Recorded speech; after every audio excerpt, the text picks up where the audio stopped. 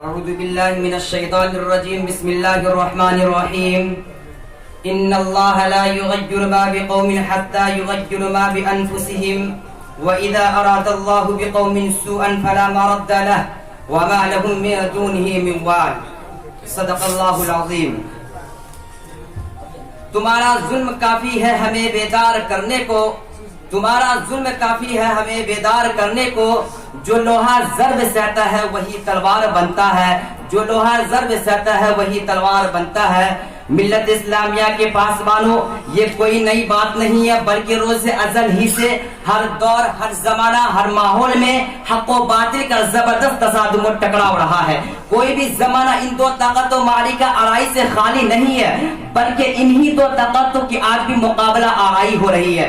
چنانچہ آج بھی باطل اپنی مکمل منصوبہ بندی کے ساتھ حق کو دبانے کے لیے سرگردہ ہے.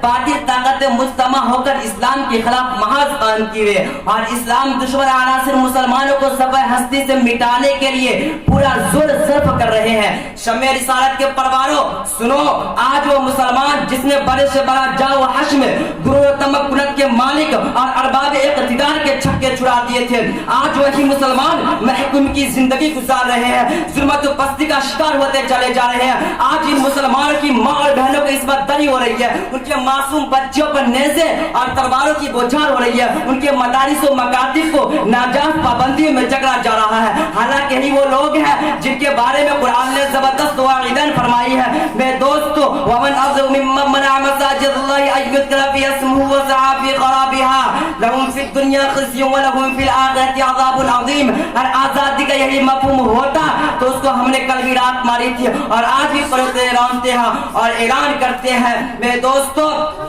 آج وہی وحشی درندے ہمارے حقوق پر حملہ کر رہے ہیں، ہمیں اپنے حقوق سے دستبردار کرنے کی اسکیمیں بنا رہے ہیں. ملت اسلامیہ کے پاسبانوں، یاد رکھو، آج تو یہ صرف ہماری عبادت گاہوں پر حملہ کر رہے ہیں، کل ہماری عبادت پر حملہ کریں گے. آج تو یہ ہمارے مدارس پر حملہ کر رہے ہیں، کل ہماری تعلیم پر حملہ کریں گے. آج تو یہ ہمارے اخلاق و کردار پر حملہ کر رہے ہیں، کل ہمارے وجود پر حملہ کریں گے اور ہمیں نیست و نابود کر دیا جائے گا. وجہ کیا ہے؟ ہمیں سید القونین کی تعلیمات کا پاس و لحاظ نہ رہا. چنانچہ اسپیکر کہتا ہے the purity of sincerity of Siddiq Akbar is vanished, the attribute of grandeur of Farooq Azam is missing, the attribute of generosity Usman Ghani is missing, the attribute of bravery of Hazrat Ali is missing.